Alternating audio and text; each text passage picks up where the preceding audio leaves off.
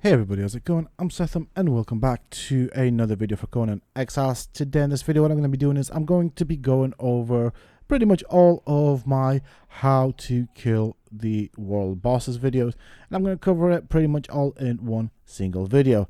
If you guys enjoy this video, please don't forget to support me and the channel by hitting that like button, subscribe to the channel if you're new and haven't already for more similar content from myself, and if you have just subscribed, why not check out some of my other videos and guides here on this channel? Who knows, you might just enjoy them.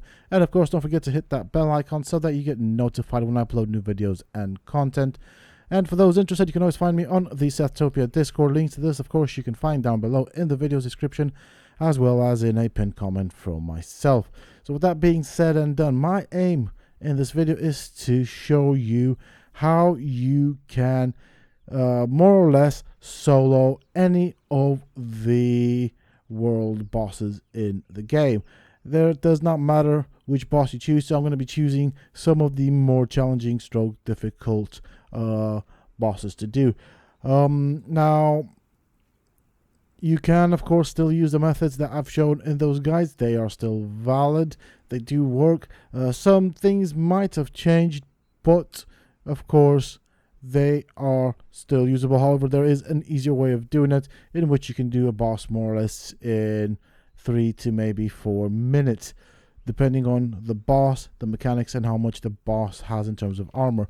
So for this I'm going to be using the Relic Country Treasure Seeker, and you can find these thralls here in the unnamed city in these specific locations that I am showing you. You can always pause the video to look at them. They normally spawn in groups of 3s and 4s. My Relic Country Treasure Seeker is equipped with the Silent Legion armor set, as you can see, and we'll be using the two-handed Teal'c's Sorrow, both of course obtained from the same dungeon. So these are fairly easy to get. The dungeon itself is not all that difficult. Now I'm going to try to be thinking about some of the more challenging bosses. Now I'm going to say challenging bosses in the sense of that they have either mechanics that are I suppose difficult to work with, or that may be buggy to some extent. So for example, one of the bosses that comes to mind for me is the Rhino King. That guy is a bit derpy in the sense of you used to get stuck on his horns, so going and doing a 1v1 was not necessarily a good option just because of that. Once you got stuck on his horn, he would pretty easily kill you just because of that. Now if you can avoid the horn, that's fine, but most often you couldn't, and it was just, yeah, it was not fun at all. I'm trying to remember where this Rhino boss is. Now over there I know we have the Reaper Queen. Over here we have, I think that's a Rhino boss, but there's also one right here. So we'll pick this guy because he's kind of like in the center of the map, and so therefore I guess accessible from pretty much anywhere just because of where he's located. Now I have got God mode on. I have disabled cloaks, so he should aggro on me pretty darn quick. I am not going to be helping out my thrall whatsoever, just to kind of show you that with this particular thrall, with the Silent Legion armor set that has the added armor mod to it and the plain old Teal'c's Sorrow, it can pretty much do it by itself. Now as you will see, the boss will want to charge at me, so you want to kind of run away. What you can do is you can dot him up with poison via the use of the snake arrows, should you choose to do it that way. You can go and sneak up behind him and start hitting his rear legs. I would probably suggest a weapon such as the festering one, which is a axe. As an axe with the heavy attack, it will do bleed. You can stack that up to 20, and the axe itself of course also applies poison, so you're effectively applying 2 stacks of dots on him, apart from the obvious damage that you're doing to him. So this is the axe itself, which I'm going to use on this croc, and kind of killed it in one shot. Hey-ho. Whoop. So you want to be careful. You don't want to get too far away from the boss, because what will happen is the thrall will despawn and respawn next to you. Therefore the boss will lose aggro on the thrall and will want to come for you. That is true for any boss. Now some of them are bigger and more challenging to do this with, such as the dragons. The dragons are not that difficult, but they do have a lot more armor and HP, or one of the two, I'm not quite sure, but they do take a lot longer to take down. Now obviously I am guessing that this Rhino also has some sort of an armor value to it, so therefore it will take my thrall more hits to take it down. Whereas in the past, in my previous video for this particular boss, the method that I showed off was to create a trap in which you can kite him. Apparently, for the likes of this particular boss, the palisade walls don't cause bleed to him anymore. I think it can also do damage to structures. I'm not quite sure if that's true. It might just be on some servers. I think it is dependent on the server settings as well. So very easy to do. As you can see, whilst I've been describing the boss mechanics and the fight, my thrall has more or less dealt with it. She has taken a fair amount of damage, but they do heal rather quick as well.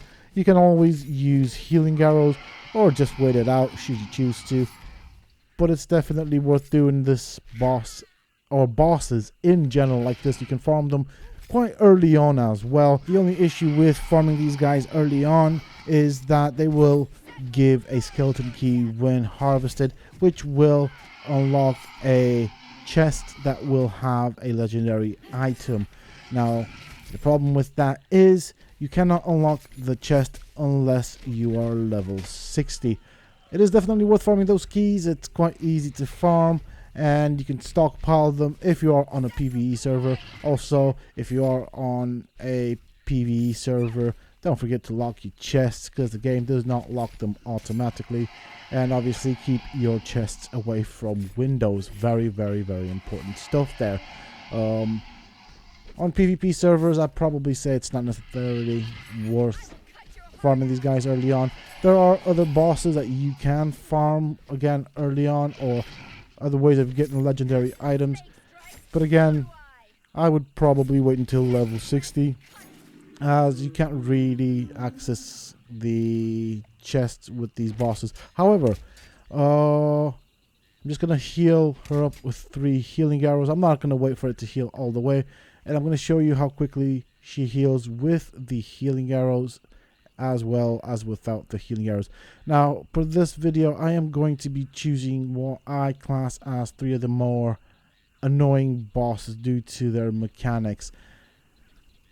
Okay, so let's go to the next boss. This will be the demon spider boss, which is kind of like right here. I was gonna say in Pirates Bay, but it's not Pirates Bay, it's actually close to it. But this guy is annoying simply because he has this attack where he has this pink cloud that will apply corruption and does do a bit of damage, but it does also have quite a bit of range on it. It's not the damage that that attack. It's not the range on it, it's not the damage on it, it's the simple fact that it also applies corruption. Now, my thralls just started the fight, as you can see, and has already taken a big chunk out of this guy's health. So it's very, very easy to do. Now the nice thing about this is, apart from the volcano, thralls are useful pretty much anywhere. Don't take them into the volcano because they don't even need to physically touch the lava. They just need, depending on the region, to be close to the lava, and it will instant kill your thrall.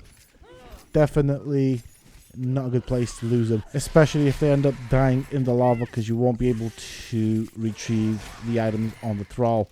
So if you equip it with really good gear, yeah, I'd stay away. Now obviously most of the world bosses do also have chests nearby, and those are unlockable via the skeleton key that they drop. To get the skeleton key, you must harvest the bosses.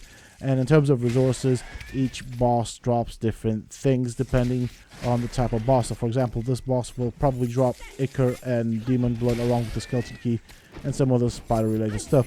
Also, if you don't like the idea of dotting it up with the snake arrows, which are quite easy to craft, you can always use a weapon and sneak up behind it whilst the thrall is keeping it busy from the front. Now, let's go and think of another boss that is annoying. Another one that's annoying that I can think of right off the bat is the elephant boss. This guy has several attacks that just makes it really unpleasant. Okay, waiting for things to spawn in. Okay, we've already aggroed 2 elephants. Now, the elephant boss is, of course, grey rather than these other elephants that are more like brownish. He is also larger, and I think he has like 2 pairs of tusks. So you can kind of see the differences. No, oh, hold on. Okay. No, he's just grey and larger. That's what it is. That's the difference.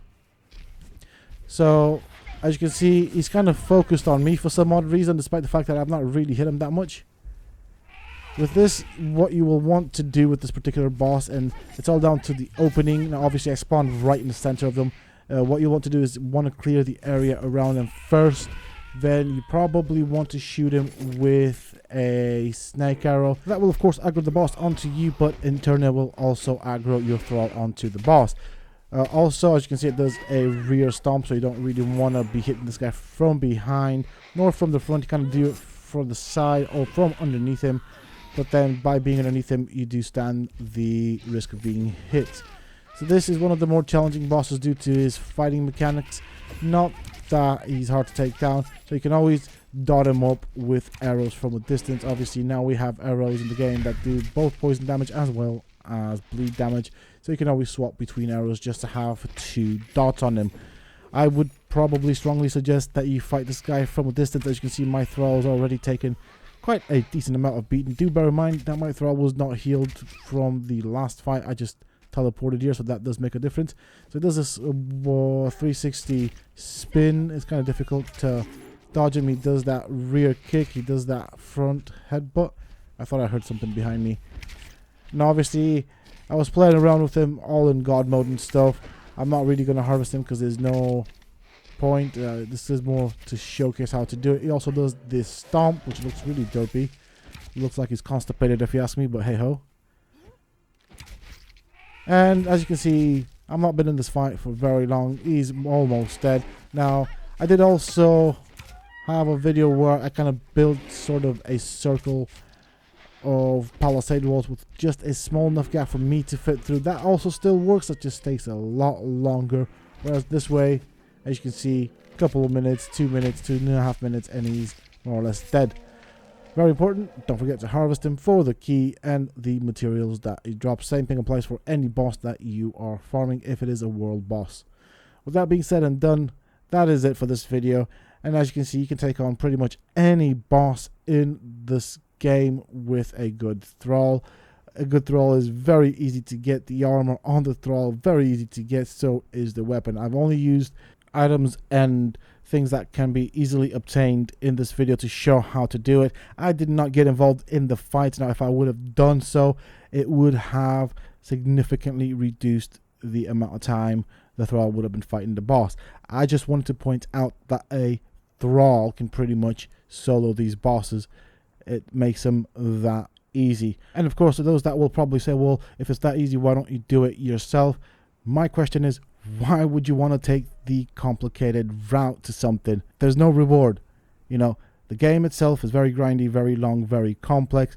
I am a big firm believer of the saying, work smarter, not harder, which is what this is all about. You want to save time, you want to farm the boss, get on to the next boss or next task, and that's that. There's absolutely no reason to do it the complex way. There's no achievement. You don't get anything out of it apart from wasting your time.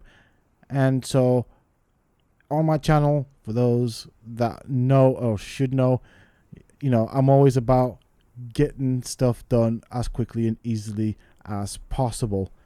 That is it from me for this video, folks. I do hope that you have enjoyed it and found it useful and informative. If you have, please do not forget to support me on the channel by hitting that like button. Subscribe to the channel if you're new and haven't already for more similar content from myself. And if you have just subscribed, why not check out some more other videos and guides here on this channel? Who knows, you might just enjoy them. Also, for those interested, you can always find me on the Seftopia Discord. Links to this, of course, you can find down below in the video's description as well as in a pinned comment from myself. Until next time, stay safe, folks.